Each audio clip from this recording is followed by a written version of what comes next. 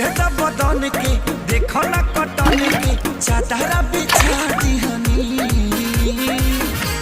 बलम जी मन पिघला दिहनी पलंग पर झुलुहा झुला दिहनी परियार बाटे बेडिया फान के फान के फान के टूट जाए राजा जी टूट जाए राजा जी पलंग প্রথমে দুধ দিয়ে দিলাম, टूट जाए राजा जी पलंग হাফ বাটি চিনি দিয়ে দিলাম, তালের শাঁস আর আমের টুকরোগুলো দিয়ে দিলাম।